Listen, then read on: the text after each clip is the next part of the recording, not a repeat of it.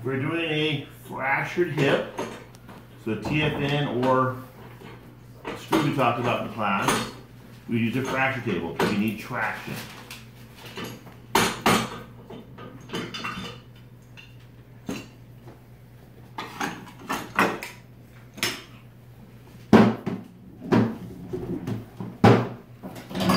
Okay, so this is a fracture table.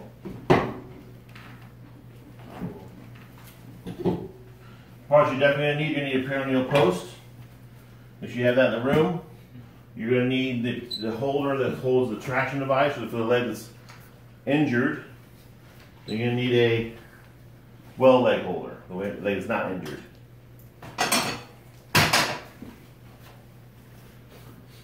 So the patient will come in the room. Talk about what happens in pre-op, that happens in pre-op still. The patient will come in the room, they usually put the sleep on their bed because they're in pain, they broke their hip. Right? They're not comfortable. Usually not as spinal as they're really, really sick. They're really, really sick, they'll give them a little bit of medication to their IV, they relax them, turn them on their side, and do a spinal on their side. Once it has some kind of anesthesia, either a tube down the throat or a spinal, they get moved to this bed over here. You move them to this bed, you want to try to make sure their groin is about this area right here, especially if you have a real fat person, because you move them all around. Once you get the bed over here, so let's go back one thing. So say we're going to come in on this side here, how this bed moves. So you move to the bed it's coming from. Slide it that way. When it gets on the bed, we're going to be doing a left hip injury. We're going to be on the bed. First thing I have to do is we're going to put the perineal post in. So you're going to open her legs and put that right in the perineum. I think it's wrapped with some cotton, obviously. It's going to be in an area that's kind of nasty, so you want to make sure it's covered. Okay? Once that's done, we're going to bend over this way, and then we're going to bring our arms out. So the arms will be brought out. Sorry, I shouldn't have this done. Actually, I need to do the other way because you're going to hit your guys' legs when I do that. We're chatting about that, right? The kneecapper.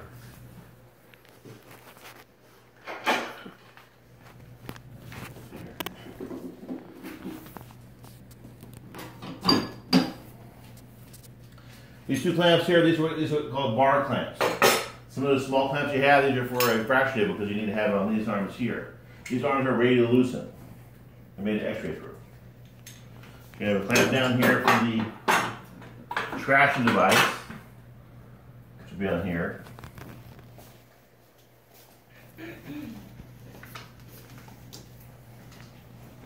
As the patient be put to sleep, or once they're asleep, they'll be moved over. A lot of things happen. They're putting EKGs on, they're putting leads on. While they're doing all that, we're going to make sure we're putting some cotton on their foot or some padding on their foot. We put this boot on there, we're going to make sure we extend this all the way out. When we pull traction, we're going to pull traction by doing this. So we don't want to put it on there with it all the way out, then we have no traction to put on there, right? So we make sure we put it on, we're going to go like that. This guy goes on this side. At some point, we'll receive the well leg holder. Patient's on the bed, perineal post is in, we pad the leg, now we're ready to put them in traction. Who wants to be the dummy on this one? Not so dummy. So, see fine? What'd you break? Just joking. So they're already over here, don't freak out too much. They're over here, with the perineal post in, slide down please. You pull them down usually, all the way in there. Boom. Now we're going to put the patient, push it over this way. Like I said, we're going to be padding the foot. We're going to be doing a bunch of padding right here. That then goes into the holder. Make the holder match the patient. Something like that. Once we do that, we Velcro them in. There's 4 straps. The one that's most important is the one that goes to the front of the ankle. That holds the boot on the best. This one is backwards for some reason. That's interesting.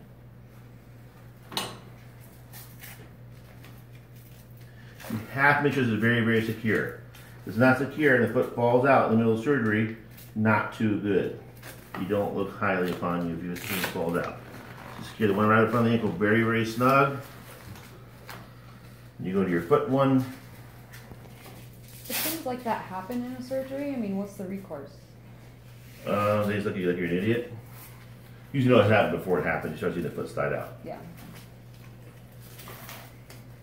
It's happened. But like sterilization and all that. Would you Yeah, they have to be sterile. You have to re-rape the patient, and it just doesn't go over so well. So there's so many straps here, and we have to, sometimes we'll even tape on top of this, believe it or not, just to make sure it's very secure.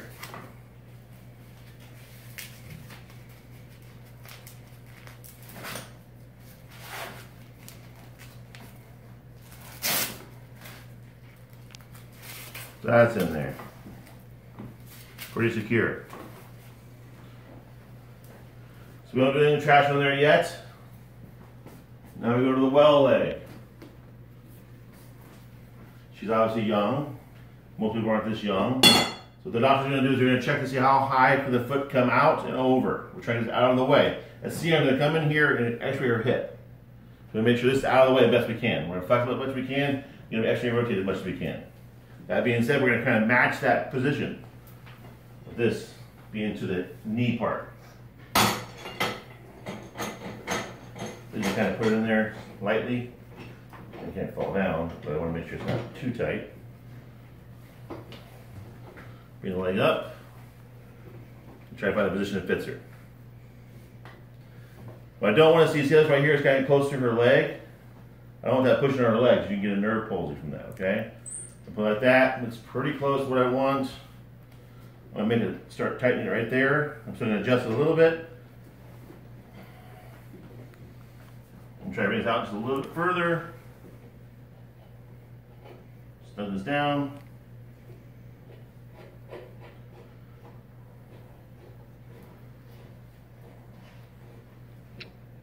I'm tighten the arm too.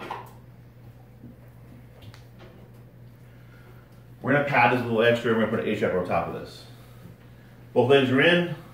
This comes out.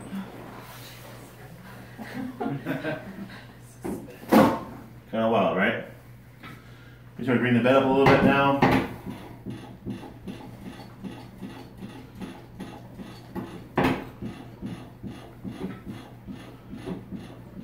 About level with the height of your doctor to be. We want to be working like this.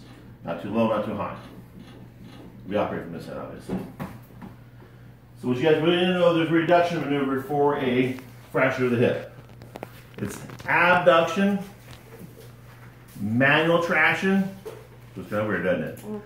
Manual traction, tighten the bottom nut.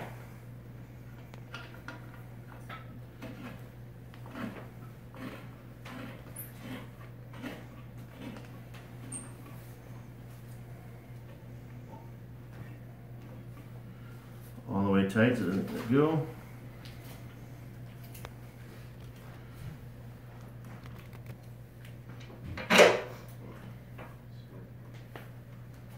And then we're going to try to tighten this here a little bit here.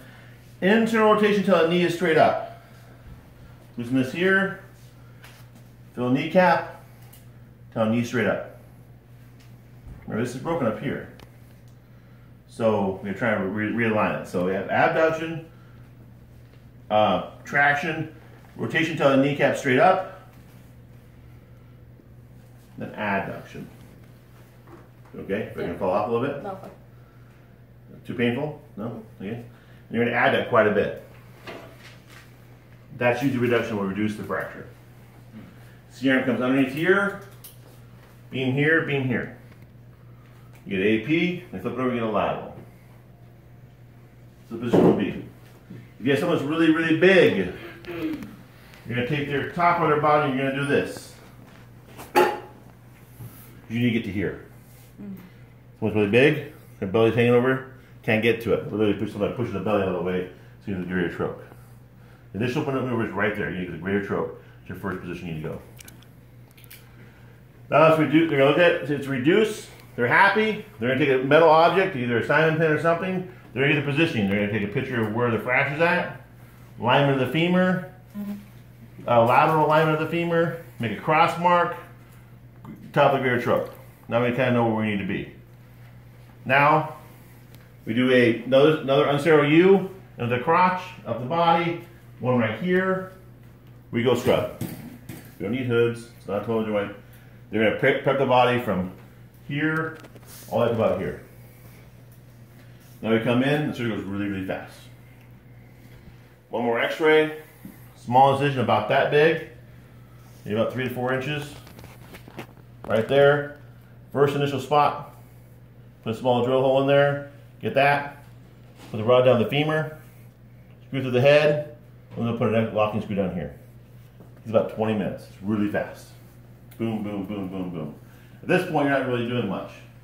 Doctor's up there, you are here, C-arm is over here, so I'm sorry, the C-arm is coming in here, the C-arm, there's 2 parts. The extra viewer needs to be right here or right here.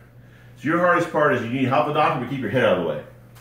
I'm not joking, put my head sideways into my ears, but that doesn't work so well. So I try to stay out of the x-ray view, so where it's at. So try to put it somewhere where it can be out of the way. Do you wear the lead? The lead? Yeah, you wear lead as well. Yeah, so scrub tech will be here, table will be there, doc will be there. You'll between they'll have like a. Sorry, let me get this over here. Make it more realistic. Now it usually works. Believe it or not, this is called a Mayo stand. What's that? A Mayo stand. Mayo, M-A-Y-O. Won't be this close, be a little further away. Scrub tech will be there. I'll be here, doctor will be there. This will be our kind of our working area. We put stuff here, hand the doctor. Put stuff here, hand the doctor. Put stuff here, hand the doctor. Bang, bang, bang, boom, boom, boom. X-ray, x-ray, x-ray, x-ray, x-ray. Get the spot where you want it, get done, close the window, get out of here. But the positioning would take forever. It takes 40 minutes to do this part, 20 minutes to do surgery. Wow. Once the fracture reduces in the table, it's pretty stable. Every once in a while, if the fracture wants to sag, on a lateral position, they may push like this. They actually might put a crutch right there. It actually attaches, it goes right to here, that attaches it, pushes right here for you. It's not sterile, but it'll push up on the femur and hold the femur up. When the femur just wants to sag too much. When you're looking for the traction as well, look at the neck angle. Shouldn't be too flat, shouldn't be too extended. Should be about 135, what it said. So what they'll do is when you have the patient there, say, give me a little more traction. Yeah, wow, right? Yeah. They might say a little more internal rotation or external rotation. So when they're doing surgery, they might have really adducted. Now the plates are in, they might say, hey nurse, take some adduction away. Take some stress off the leg, once it's fixed. And closing the wound is a lot easier because now the tensor fasciitis is a lot relaxed, right? You have an adduction, it'll be very tight when you do it. Take that off there because you reduce or close the wound. Pretty straightforward. Now putting it back together. Steps are, this goes back in. Here we go, move this out of the way first like we did already.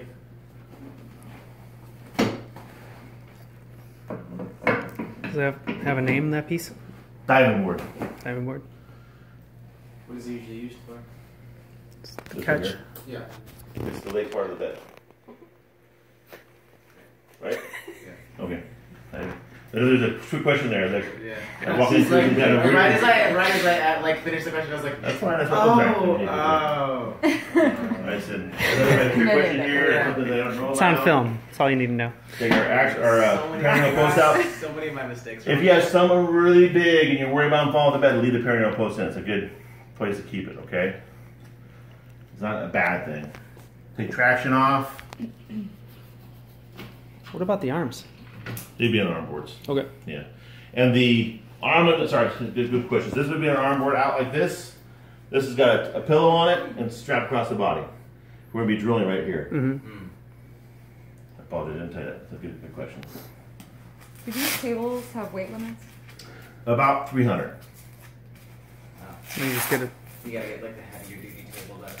I haven't had too many issues with it. But yeah, if you have someone really big, we might, I think it's 300. I'm not sure what exactly it is. It might be more than that. Well, like a decent sized, tall guy could be 300, but not Yeah. big. You know what I mean? You go like this. Once you're ready, obviously, before you take them out the bed, take the perineal post out.